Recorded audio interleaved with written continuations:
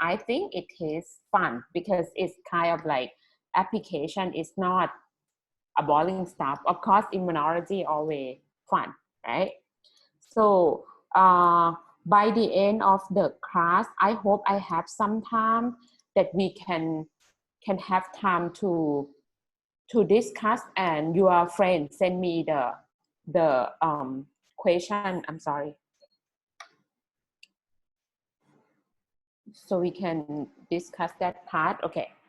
So the topic today is immunodeficiency and tumor immunology. I would say these two topics, you can take like maybe years to study about it. Especially tumor immunology is very, very big field right now, and it's expand a lot. People all over the world try to understand tumor immunology in order to fight with tumor in patient, because we don't want anybody to get okay. So hold on 1 second. I think I have some problem. You see my slide, right? Yes. Okay. So immunodeficiency, actually it is a disease. It can happen in anybody. It can caused by genetic, and you learn immunology already. Every single step you need cell, you need cytokine, you need so many things involved in order to get a good immune response. Sometimes the immunodeficiency can caused by either infection, malnutrition, aging, immunosuppression, autoimmunity, or chemotherapy. So this kind of thing is kind of like external factor that can cause immunodeficiency in the host, and increased susceptibility to infection can to a certain thing. For example, if you get, have you ever heard about HPV vaccine, the papilloma virus? If somebody get infected, especially women, it can link to a development of some kind of like disease, tumor or something like that. This immunodeficiency disease can also trigger by the infection as well. I will have a diagram that show you about that. Okay, so they actually divide the immunodeficiency into two categories. The first one is the primary immune deficiency. Actually, this type is rare. It's genetic. You got it when you was born. So unfortunately, right, it's happened when in the genetic material. So it's caused disease later in your life. So this primary immunodeficiency, you can see from this diagram that usually every single immune cell, we develop it from a stem cell, right? And the stem cell can differentiate into so many cell type here. And every single step, if you have some defect, you will got something called immunodeficiency. So for example, this one, the common lymphoid precursor cell, it can differentiate into precursor B cell and precursor T cell. But if it is something happen here, it's defect here, this cell will not develop, and you get some symptom. This one called ADA deficiency. You Google out what does this mean. I'm not gonna pay attention to every single disease here, but I just want to point out that the immunodeficiency disease can caused by defect in the development in each step of development of immune cell here. And you can see here, you can have MSC class 2 deficiency here, because this is during T cell maturation step. So if something happen here, or you have a defect here, you cannot get the good mature T cell at this point. If you don't have a good mature T cell, of course your immune system will not be able to do a good job, right? But unfortunately, this is genetic. It happened in your germline. But the secondary immunodeficiency actually can be something that happens when you get infection. And I believe the best disease that people get something called immunodeficiency defect in immune system is AIDS. And this is we have we did people discover HIV for I think more than 40 years and spend 30 years already, also maybe longer than 30 years, try to develop the vaccine, but it's still not happen. I don't know when it's gonna happen, or maybe we couldn't get it. But anyway, this is a good example of um, uh, immunodeficiency that caused by infection. Okay, I have a fun video. Actually, this is produced by a good journal, Nature Immunology and Nature Medicine. They are talking about how people get, well, when people get infection by HIV, it doesn't call AIDS, right? AIDS is the development until people show the symptom. And this is the principle of infection that cause immunodeficiency. Okay, let me start. It's going to be 4 minutes, I think.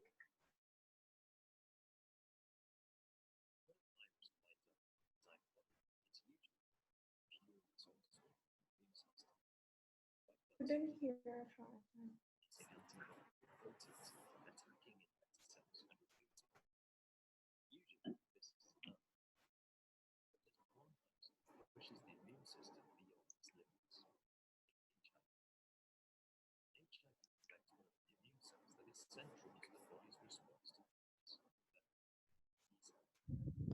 Ajahn Kao, I can't hear the video at all.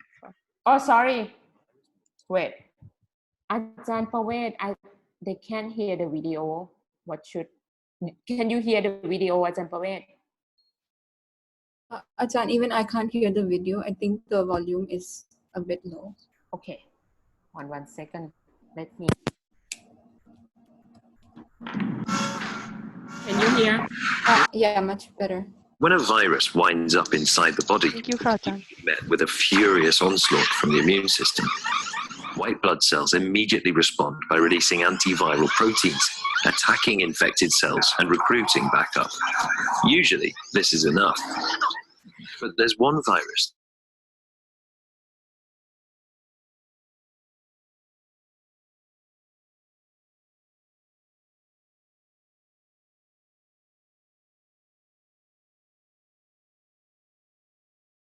pushes in for the T cell. First, the virus attaches and enters with its enzymes and genetic material. One of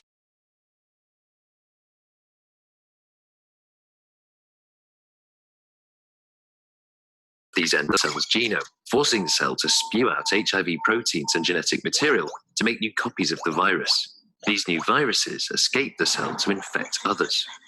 HIV levels rise rapidly in the body, but the immune system doesn't go down without a fight.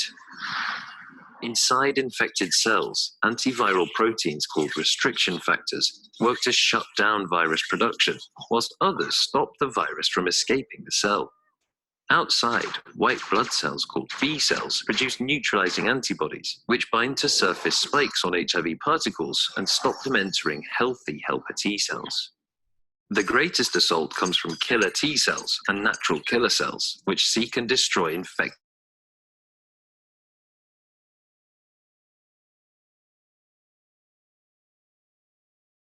cells, allowing enzymes to be injected, triggering auto-destruction. For a while, the defense halts and virus levels drop, but HIV begins its counterattack. It disables the cell's antiviral proteins, allowing new virus particles to leave the cell. It also constantly mutates inside the cell to evade detection. The immune system can't fight what it can't see. Eventually, the immune system wears itself out. Killer T cells, activated for too long, become exhausted and no longer respond to infection. Also, the body loses the ability to make new helper T cells to replace those killed in the fight, and as a result, their numbers plummet. Ultimately, the body becomes immunodeficient, and this condition is known as AIDS. Without treatment, exposure to otherwise harmless microbes can be fatal. We still have no way of eliminating HIV from the body completely. There is no cure, and hidden reservoirs of HIV will rebound if treatment stops. But treatment with antiretroviral drugs can swing the balance, allowing the immune system to recover from battle and live to fight another day.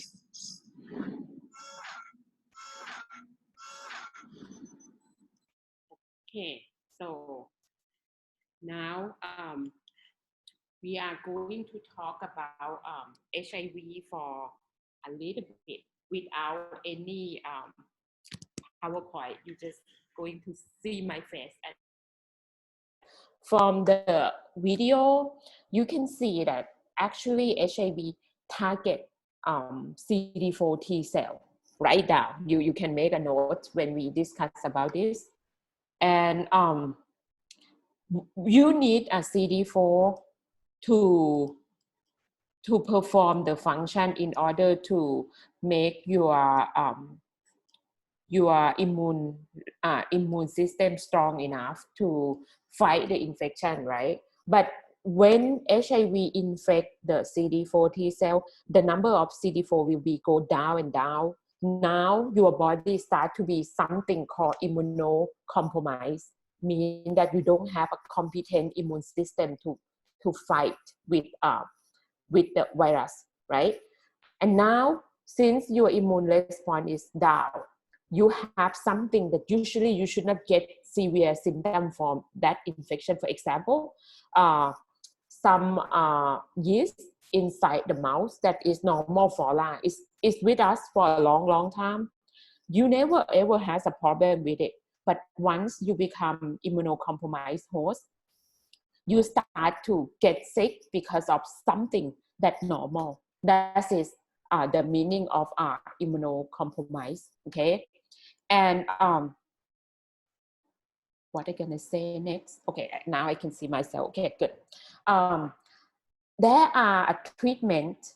Some people give antiviral drug that you watch from the video. You have something that inhibit the replication of virus inside the cell, but I think this is almost 10 years already that they have some patient that they claim that he can get treated and free of HIV called Berlin patient. I don't know if you heard about it. The way that they treat this patient is that they irradiate all immune cell. You know already that CD4 T cell is the target, right, for the virus, and they have a receptor that the virus can get in. But some people has defect on the receptor that make the virus cannot get in. So they transfer the cell that from people who has receptor defect, which is virus cannot get in, right, to this patient. And this patient survived without any virus in his blood for, I think this is almost 10 years already.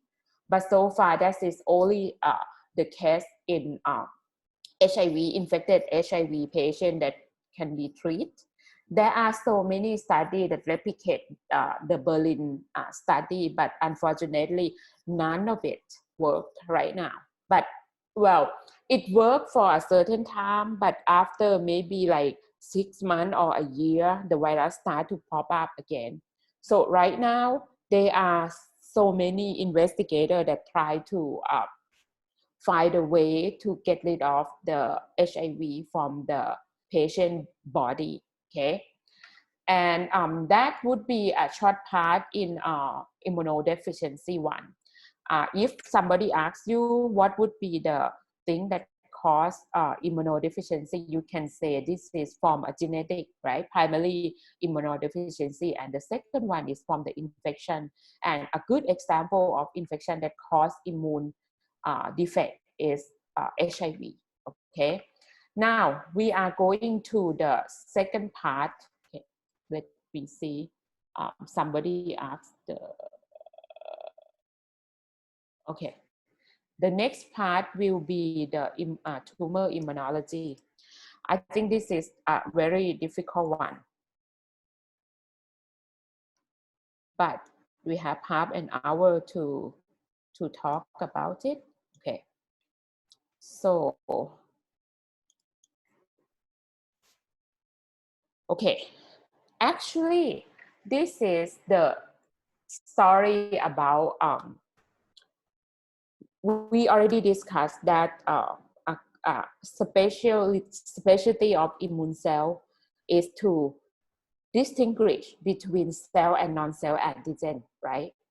And when you can tell this is our friend, you're not gonna kill your friend, right? And if you see the enemy, you're gonna kill your enemy. Unfortunately, tumor happen when you do not know yourself anymore. You try to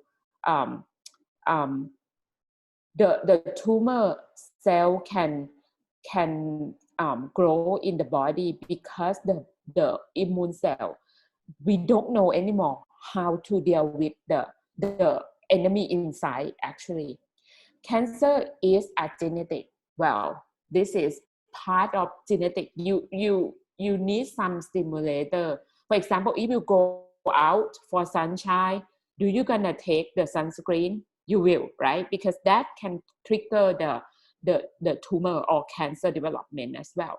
Okay, and those cells inside our body can transform to be a cancer cell. They grow continuously grow, and we can't control it anymore. Since the tumor cell is some antigen inside our body, can any one of you tell me what would be the cell that handle the tumor cell? Intracellular antigen. What would be the magic that kill tumor cell? CD8 and NK cell. Yes, that is a good answer. Hopefully, when you do exercise, you remember this part about intracellular and extracellular antigen. I think this is something that you adapt the basic immune knowledge, to something more advanced. Okay. Okay. So this is something that I think it is necessary to know, because tumor is the antigen as well. So this is the term that people call tumor antigen. We call it tumor specific antigen. Some people call tumor associated antigen. This is when we're talking about tumor, we have to know what would be the antigen. TSA can be your cell protein, your own protein. Let's say radiation can mutate your own protein and then make it become weird, and then they propagate. Strong sunshine can basically trigger the tumor development. And sometimes, in our cell, you study biology 101 already, don't you? The cell biology, you have some suppressor, some gene that can suppress the overgrowth, or you don't make your cell grow continuously without like crazy, no stop. You need that kind of thing to inhibit the propagation, proliferation of cell, and this thing called tumor suppressor gene. Okay, but if it is mutate, it can trigger the tumor in your body. Okay, sometimes tumor happen when the own protein, our protein, express too much, or express in the wrong spot. Like it's supposed to be in the lung, it go and express in the spleen, something like that, and trigger the cell proliferation. This is the overexpression of cell protein. Okay, and the last one is the oncogenic viruses. I mentioned about HPV. You know the vaccine. I think everybody got HPV vaccine right now this year. It prevents cervical cancer, because infection with HPV has been proved to trigger the cancer. And the guy who invent who found this phenomena got the Nobel Prize. He's a German guy, and so far I think this vaccine is the breakthrough of the century, because they make the vaccine by getting only the shell of the virus. You don't have a genetic material of the HPV, and then mix every HPV has so many serotypes, and they mix the formula together so you can prevent both cancer and genital wart. This is very good vaccine. The other virus that can act as the oncogenic viruses is HBV. Infection with hepatitis B can cause liver cancer later. And the third one is HTLV1. It can cause leukemia. Okay, this is because the virus has a specific antigen that can transform the cell to become tumor. They grow continuously like crazy, and you can't stop it. Okay, and in our body, you have those kind of antigen. You have those cell protein. You have a tumor suppressor, and your body did a good job. They survey, and they can tell this is the tumor stimulated antigen. We have to get rid of it. So you have a good CD8 T cell that can cope with tumor specific antigen TSA. So you can control it. And usually the tumor antigen will present in the context of MSC class 1. And this of course presented to CD8 T cell.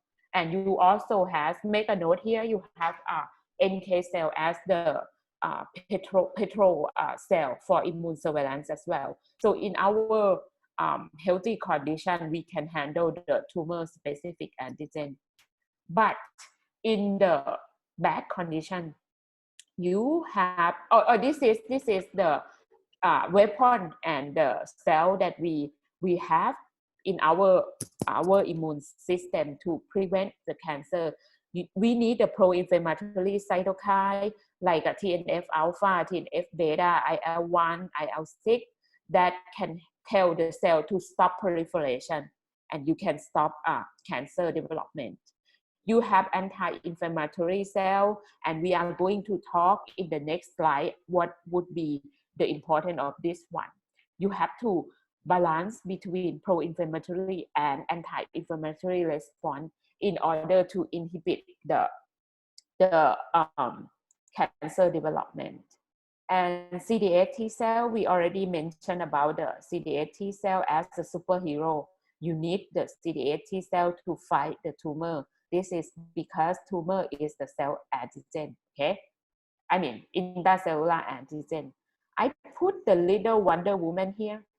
It is the dendritic cell. Remember when we're talking about immune cell, I told you it starts from antigen presentation. The antigen presenting cell eat up something, chop up, and then present it. But this is the other thing that dendritic cell can do in terms of cancer fighting, how to fight cancer. This dendritic cell can present antigen and enhance IL-12 and interferon gamma production, which lead to the to destroy tumor cell.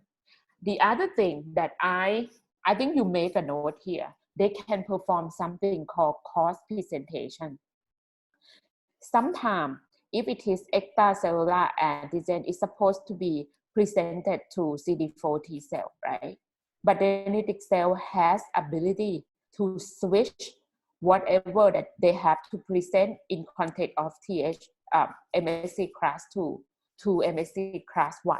So since we want more CD8 T cell to fight with cancer, then you need to switch the balance to become more better environment for CD8 T cell, and dendritic cell has ability to do that. So if you Google online, you Google the word cross presentation, and you will see the whole lot of detail about it. But anyway, at this point, I just want you to know that this is another function that dendritic cell can do in order to enhance the disruption of tumor cell.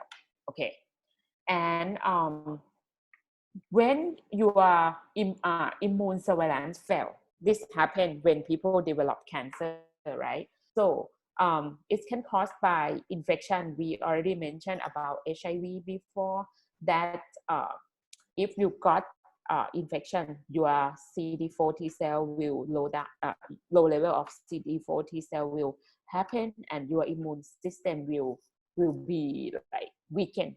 Okay, and sometimes you have uncontrolled mitosis lead to a somatic mutation, which is something that happens. For example, if you reduce the expression of MHC class 1, for example, you basically decrease the ability of NK cell to detect uh, your cell as well, right? And sometimes it's immunosuppressive or tumor microenvironment, like I already mentioned, that is triggered by external factor.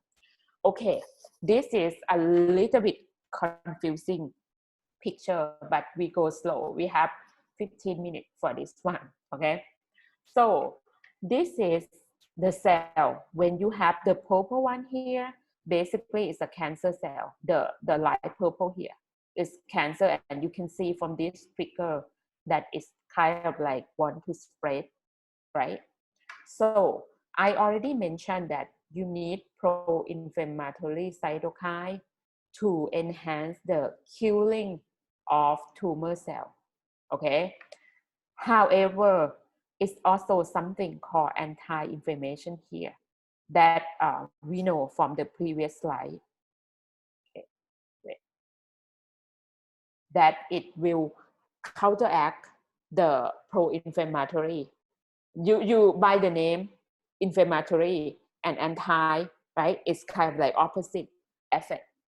So in case of a normal one, when you want to eliminate cancer, you need the TNF alpha. This is TNF alpha here, and you can see IL-1 here, right? And you need T cell. Where is T cell? T cell here, in order to attack the cancer cell, the purple one here, right?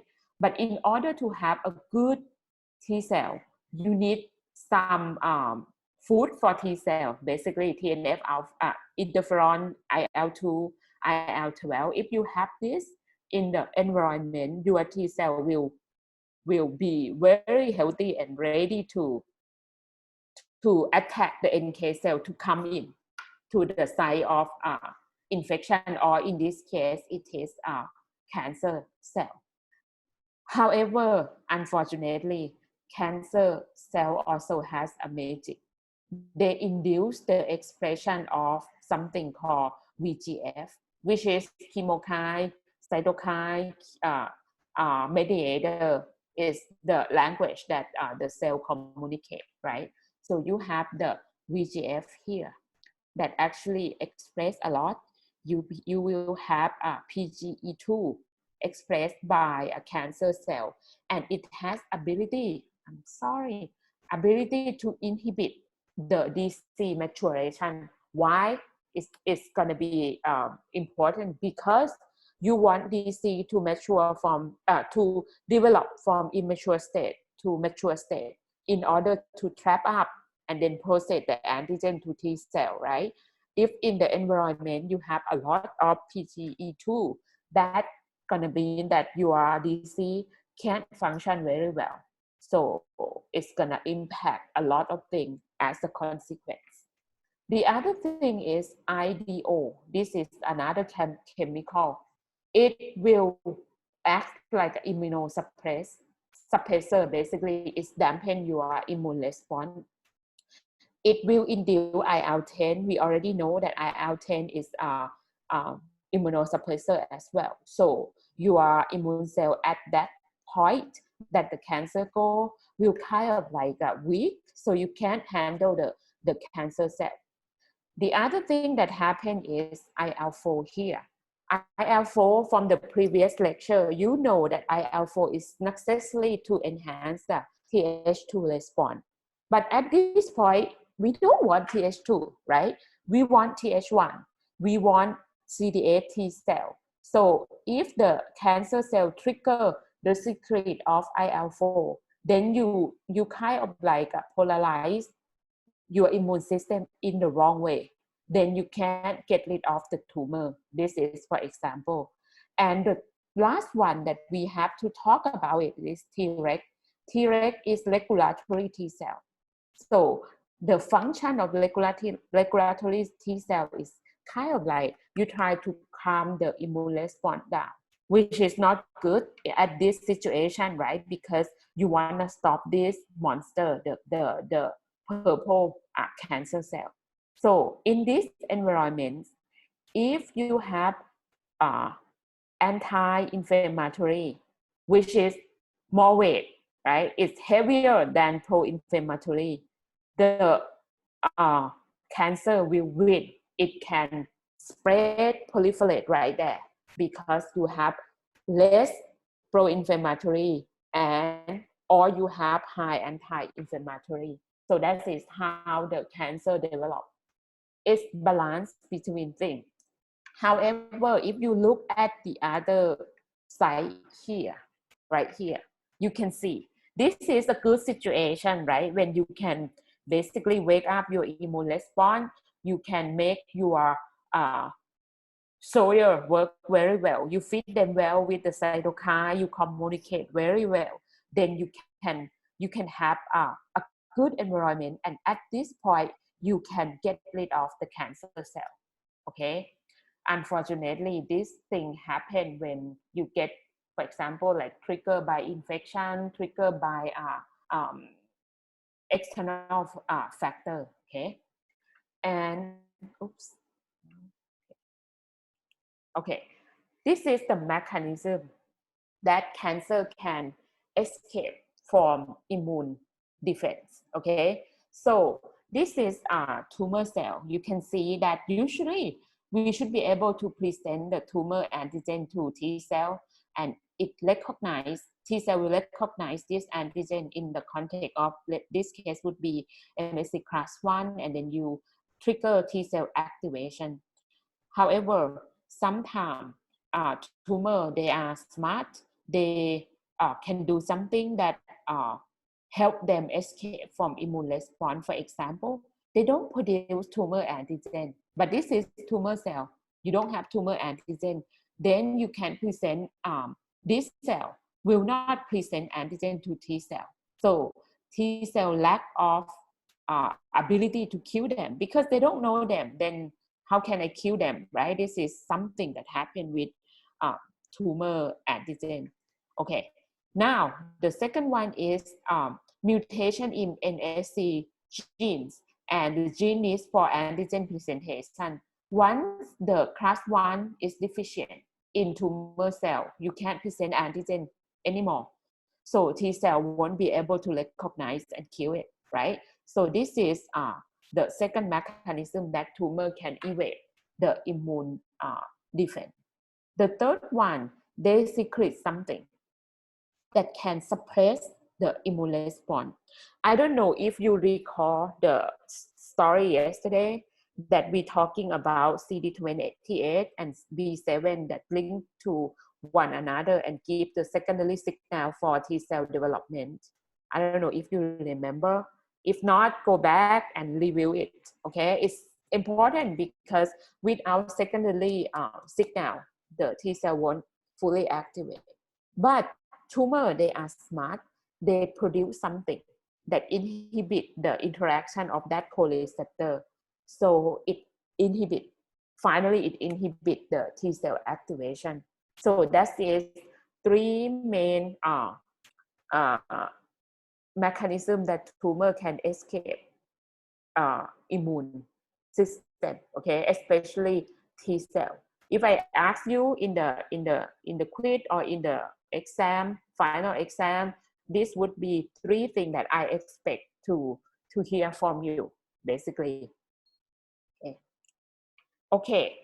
However, we are smart too. We thinking about immunotherapy. We use the immune knowledge to make something that can treat the cancer. For example, the first one, since we know that HPV, human papilloma virus, can cause cancer, we make the vaccine. You get vaccination and then you will be free from the viruses. And then you will be free from cancer that be triggered by that particular virus. Okay. A second one is checkpoint inhibitor. We talk about this in the next slide.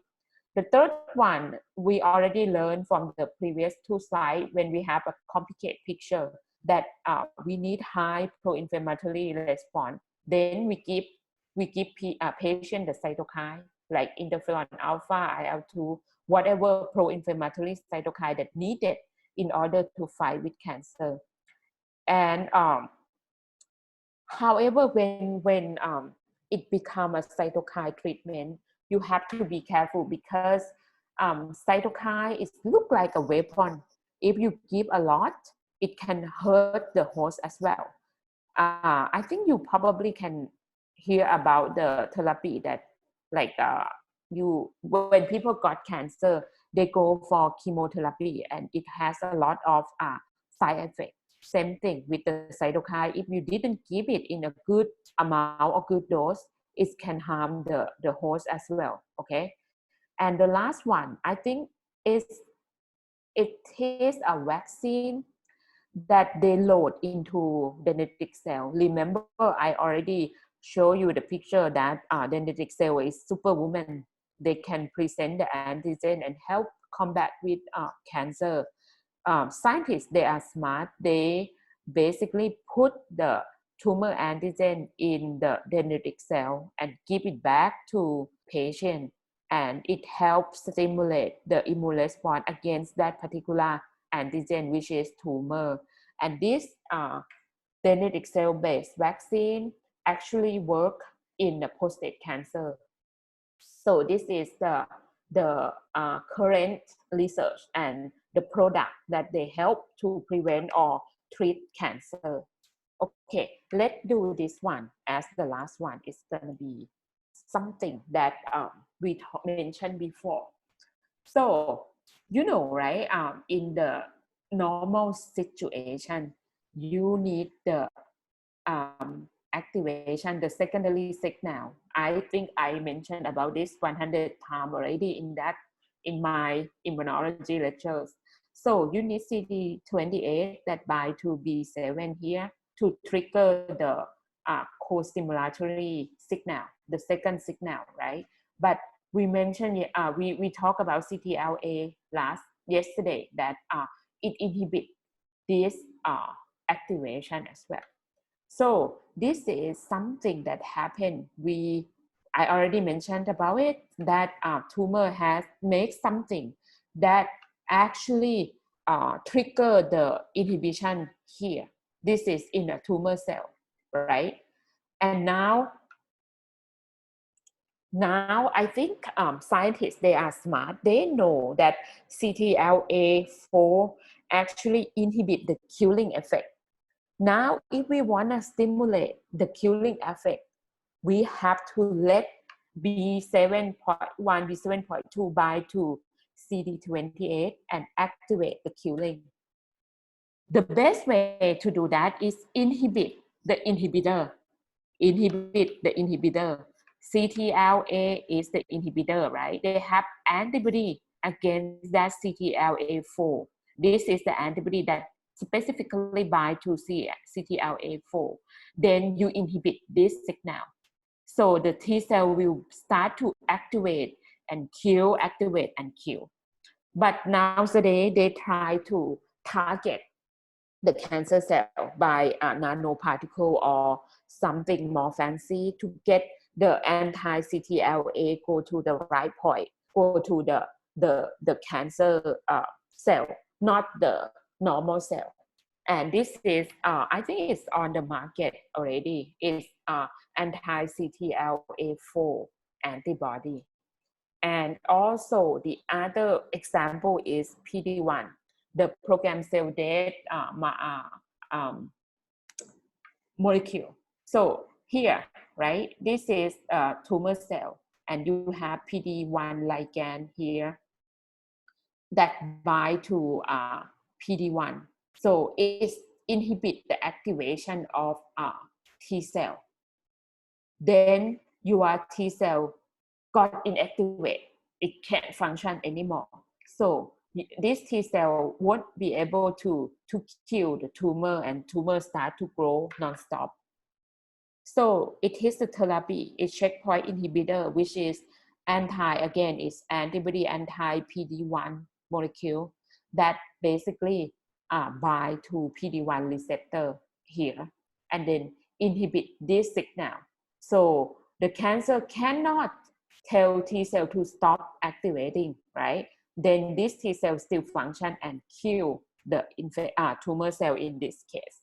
So if somebody asks you about the checkpoint, you're talking about CTLA4 and PD-1 ligand mechanism. That is a good example of checkpoint inhibitor. I think they use it in the treatment like now, like a cocktail of antibody for cancer therapy. Okay, so you mind if I want to go to the vaccine part right now, because we still need to discuss about the thing that your friend asked about the B cell or T cell development. You need a break or I can continue. It's up to you. Student awake? You want to get a break or I can keep continue? I don't mind.